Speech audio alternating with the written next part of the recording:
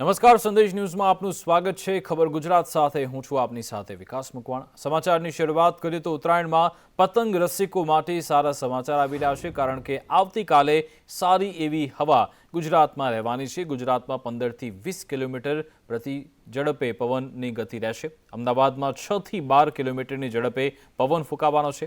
ઉત્તરાયણમાં ઠંડીનું જોર પણ રહેશે। ઉત્તરાયણમાં પવનની ગતિ સારી રહેવાની છે તેવું હવામાન નિષ્ણાતોનું કહેવું છે। ઉત્તર પૂર્વીય તરફથી પવનની ગતિ રહેશે અને 15મી જાન્યુઆરીએ પણ પવનની ગતિ સારી રહેવાની છે, એટલે કે બંને દિવસ સારો એવો પવન રહેશે, એટલે કે પતંગ રસિકોને મજા આવી જશે।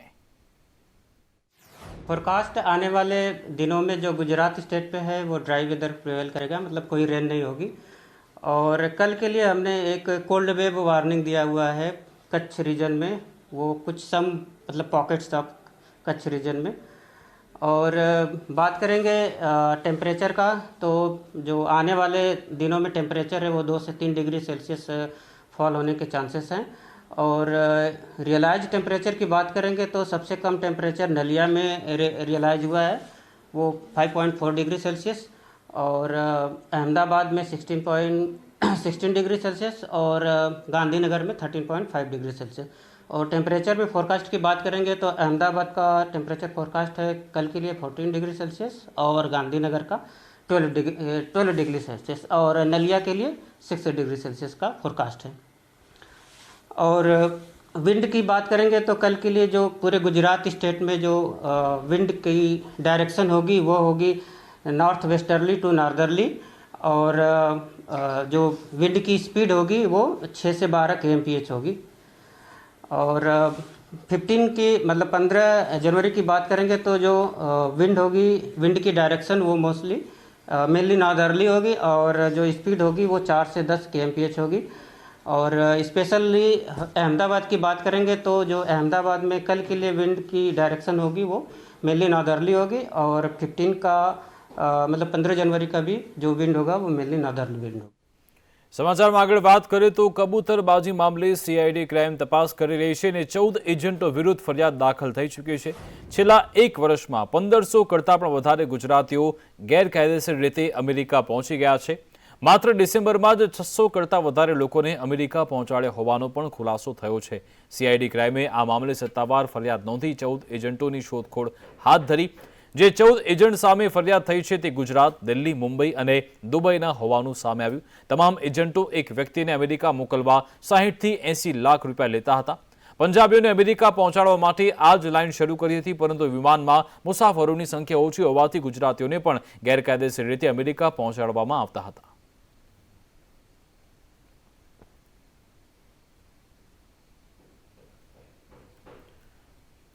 તો સંદેશ ન્યૂઝની ટીમ આજે એક એજન્ટના ઘરે પહોંચી હતી। એજન્ટ એવા ભાર્ગવ દરજી, જે અમદાવાદમાં રાણીપ વિસ્તારમાં રહે છે। સત્વ હોમ્સમાં સંદેશ ન્યૂઝની ટીમ પહોંચી।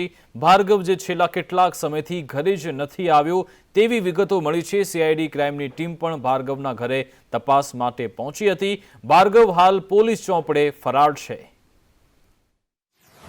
ભાર્ગવ ક્યાં છે? સીઆઈડી ક્રાઇમની ટીમ કોઈ તપાસ માટે આવી હતી? હા, સીઆઈડીવાળા ગાંધીનગરથી આવ્યા હતા। એમણે તો ત્યાં જવાબ બાબો લખી આવ્યો, એ વખતે તો ઘરે જ હતો, ત્યાં જવાબ લખી આવ્યો, એનો મોબાઈલ ત્યાં જમા છે। પછી એ દિલ્હી ગયો છે કામથી, અમારે જ્વેલર્સનું કામ છે એના માટે એ દિલ્હી ગયો છે। એને આવશે ને બે ત્રણ દિવસમાં, એટલે અહીંના ક્રાઇમવાળા જે આવ્યા હતા ને એમને પણ જવાબ લખી આવશે। એને વાતચીત થઈ ગઈ છે બધી। નહીં, એમાં શું થયું કે એનો કોઈક ફ્રેન્ડ હતો ને એને જવાનું હતું, એટલે સંબંધના હિસાબે એને બીજાનું કામ આપ્યું। એમાં એને ઈશાને પેલાને આવીને કે અમે પકડાઈ ગયા, બરાબર, એટલે આનું નામ આવ્યું, એટલે આનું નામ લખાયું એ લોકોએ। કારણ કે કોણે લખાવ્યા નામ? બીજો કોણ છે જેને ઈર્ષા થઈ અને કોની સાથે જોડાયેલો હતો? હવે એવું મને બહુ ડિટેલ ખબર છે નહીં, બરાબર, કે કોની સાથે ને કોને એને કામ આપ્યું હતું એ બધી મને કંઈ ખબર છે નહીં। નહીં, ફરાર નહીં રહે, એનું કામ પતાવીને એને જવાબ એક જગાએ તો લખાઈ આવ્યો ગાંધીનગર સીઆઈડીમાં, અને અહીંયા અમદાવાદની તો પરમ દિવસે જ આવ્યો, કારણ કે એ ધંધા માટે બહાર હતો, એટલે હવે આવીને પણ એ ત્યાંય જવાબ લખાઈ આવશે।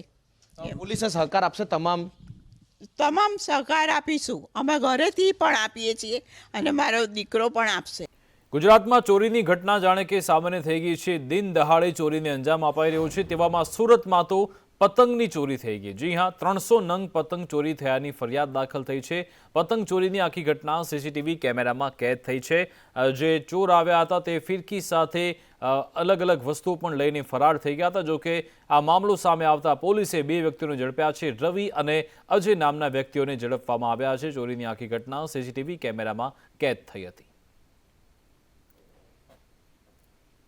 આ તરફ દ્વારકાના ખંભાળિયા માર્કેટ યાર્ડમાં જીરુના પાકની ચોરી થઈ। માર્કેટિંગ યાર્ડમાં શેડ નંબર 5માં થયેલી આ ચોરીની ઘટના સીસીટીવી કેમેરામાં કેદ થઈ। અજાણ્યો શખ્સ ₹1 લાખની કિંમતની 6 બોરી જીરુની ઉઠાવી જતા પોલીસે આ દ્રશ્યોના આધારે તેને ઝડપવા તજવીજ હાથ ધરી છે। અમદાવાદમાં કન્સ્ટ્રક્શન સાઇટ પર એક બાળકીનું મોત થઈ ગયું। નિકોલ વિસ્તારની આ ઘટના છે, જ્યાં બાંધકામ સાઇટ પર આ ઘટના બની। મુખ્યમંત્રી આવાસ યોજનાનું કામ ચાલી રહ્યું હતું, તે સાઇટ પર જ બાળકીનું મોત થયું। રેતીની બોરી બાળકી પર પડતા બાળકીનું મોત થયું હતું।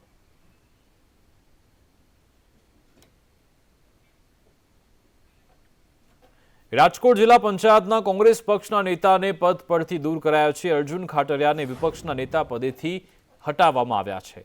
પક્ષ વિરોધી કામગીરી કરવા બદલ તેમને હોદ્દા પરથી દૂર કરાયા। અર્જુન ખાટરિયાએ કોંગ્રેસ સાથે છેડો પાડ્યો છે અને ભાજપનો ખેસ તે હવે ધારણ કરવાના છે તે નક્કી છે।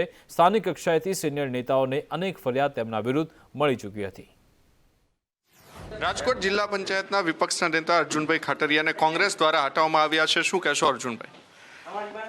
આ પ્રશ્ન તો આપ કોંગ્રેસ પાર્ટીના જે હાઈકમાન્ડ છે, સંગઠન સાથે જોડાયેલા વ્યક્તિ છે, એને જ પૂછી શકો આપ કે શું કામે કઈ બાબતો બની કે હટાવવા પડ્યા। ભારતીય જનતા પાર્ટીના સંગઠનના લોકો અને હાઈકમાન્ડનું જે નેતૃત્વ છે એમની સાથે ચર્ચા વિમર્શ કરી અને પછી છે એ કેવી રીતે આગળનો કાર્યક્રમ નક્કી થાય એ મુજબ છે અમે અમારી ટીમ સાથે સૌ સાથે મળી નક્કી કરશું। 2 દિવસ પહેલાં તો કોંગ્રેસ પાર્ટી સાથે એના કામો કરતા હતા, પછી હવે ત્યાર પછી શું કોંગ્રેસ પાર્ટીને એવું લાગ્યું કે પાર્ટી વિરોધની પ્રવૃત્તિ થઈ રહી છે, તો કોંગ્રેસ પાર્ટીના નેતાઓને ખબર પડે। અમે તો માત્ર ને માત્ર લોક કલ્યાણના કામો માટે જોડાયેલા હતા અને આવતા દિવસોમાં પણ જે પક્ષમાં જોડાશું એમાં લોક કલ્યાણને લોકહિતના કાર્યો કરશું। એ માટે અમે કાયમ માટે છે જાહેર જીવનમાં આવ્યા છે અને જાહેર જીવનમાં લોક કલ્યાણના કામો થઈ શકે માટેના અમારા પ્રયત્નો હશે। તો રાજકોટના ગોંડલમાં શહેર કોંગ્રેસ પ્રમુખ પર થયેલ હુમલો થયો હતો। જિલ્લા કોંગ્રેસ પ્રમુખ લલિત વસોયા અને મહેશ રાજપૂત સહિતના લોકોએ આશીષ કુંજાડિયાની મુલાકાત લીધી। કોંગ્રેસના આગેવાનોએ કોંગ્રેસ પ્રમુખ ઉપર થયેલ હુમલાની ઘટનાને વખોડી હતી। કોંગ્રેસના આગેવાનોએ હુમલાની ઘટનાને લઈ પોલીસ તંત્ર સામે ગંભીર આક્ષેપ પણ કર્યા। જો કોઈ પગલાં નહીં ભરાય તો આંદોલનની પણ ચીમકી ઉચ્ચારી। જો યોગ્ય તપાસ નહીં થાય તો હાઈકોર્ટના દ્વાર પણ ખખડાવવાની કોંગ્રેસના આગેવાનોએ ચીમકી ઉચ્ચારી હતી। ખુલ્લેઆમ એલડીઓનું બિનકાયદેસર રીતે વેચાણ થઈ રહ્યું છે અને કોંગ્રેસના પ્રમુખે આ અંગે સરકારમાં પણ અનેક વખત રજૂઆતો કરી છે। પોલીસે કોઈ પણ જાતના પગલાઓ ન લીધા, પરંતુ જે લોકો બિનકાયદેસર રીતે એલડીઓનું વેચાણ કરતા હતા એવા લોકોએ ગોંડલ શહેર કોંગ્રેસના પ્રમુખ ઉપર હિચકારો હુમલો કર્યો છે। આજની તારીખમાં અત્યાર સુધી પોલીસે એફઆઈઆર નોંધી નથી। લોકસભા ચૂંટણી પહેલા કોંગ્રેસ નેતા મુમતાજ પટેલ સક્રિય થયા છે। કોંગ્રેસના દિગ્ગજ નેતા સ્વર્ગીય અહેમદ પટેલના પુત્રી છે મુમતાજ। શિનોરમાં નવા નિયુક્ત પ્રમુખના સન્માન સમારોહમાં તે હાજર રહ્યા હતા। મુમતાજ પટેલે ભરૂચ બેઠકનો નિર્ણય હાઈકમાન્ડ પર છોડ્યો છે। ચેતર વસાવા આપના ઉમેદવાર છે, ઇન્ડિયા ગઠબંધનના નહીં તેવું પણ નિવેદન મુમતાજ पटेले આપ્યું હતું।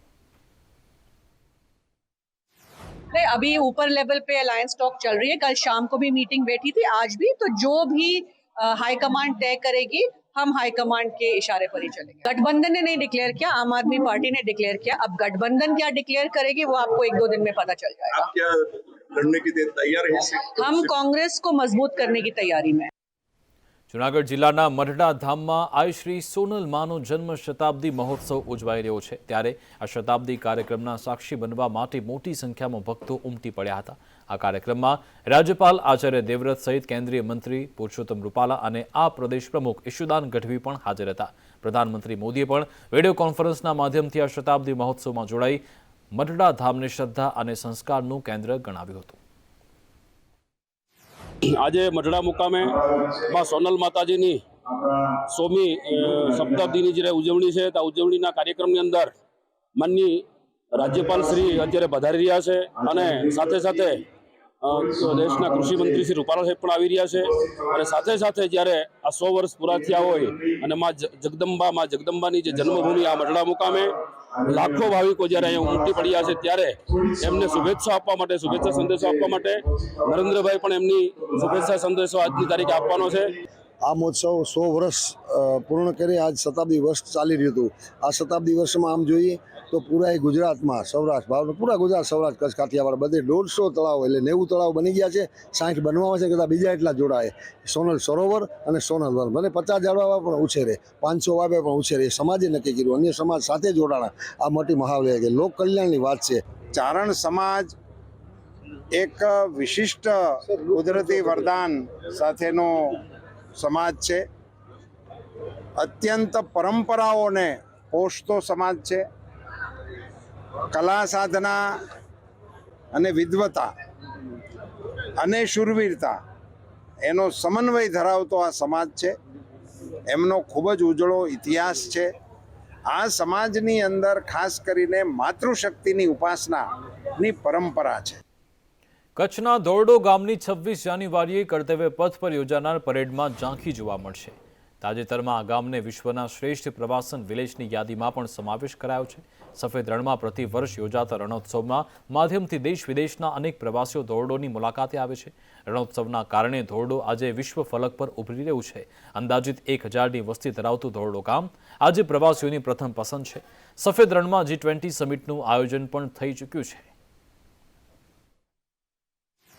કે આ વખતે ગુજરાત તરફથી કચ્છનું ધોરડો એનું રથ નીકળશે 26મી જાન્યુઆરી. એ મારા માટે તો બહુ ગૌરવની વાત છે, કારણ કે એ ગામ જે ધોરડો છે એનું સરપંચ છું.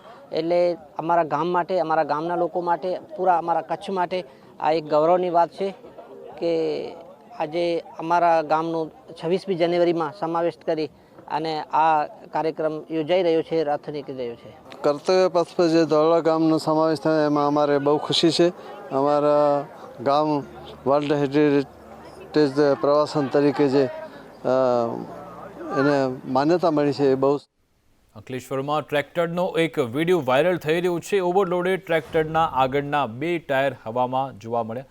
આગળનો ભાગ હવામાં ટ્રાફિકના નિયમો તોડતું ઓવરલોડેડ ટ્રેક્ટર આગળ વધતું જોવા મળ્યું અને અચાનક તે નમી ગયું હતું. આવું ટ્રેક્ટર વાહન ચાલકો માટે જોખમરૂપ છે.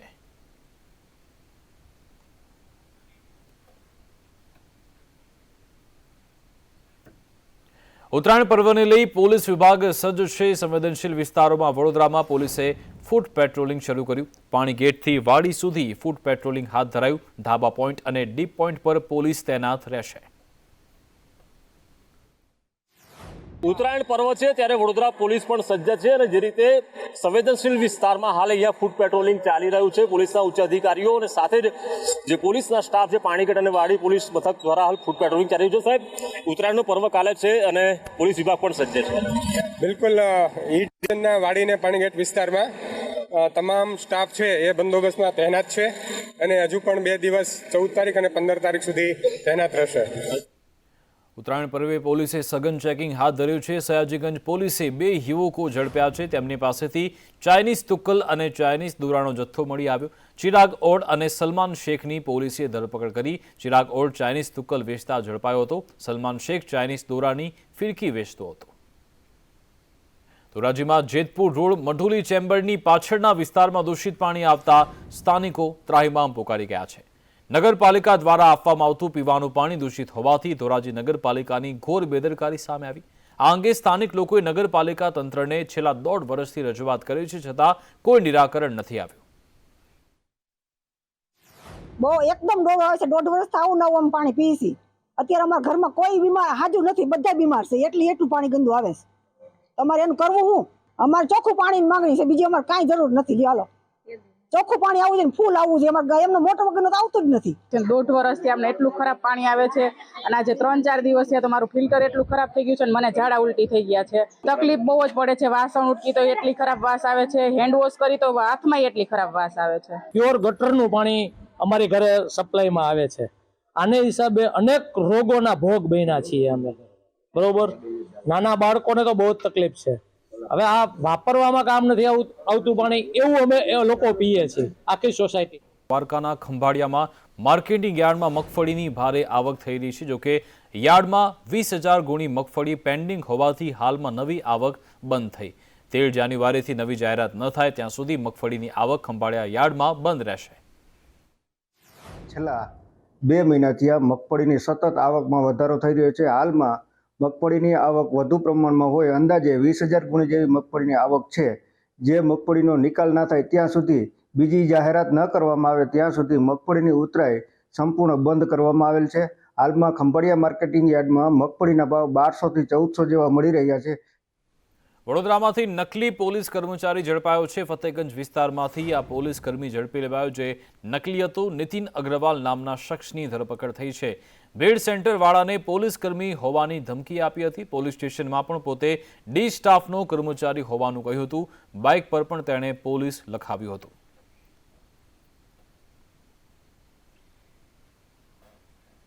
ગુજરાતના છોટા કાશી તરીકે ઓળખાતા જામનગરે આ વર્ષે સ્વચ્છતા મુદ્દે ભારે પછડાટ ખાધી.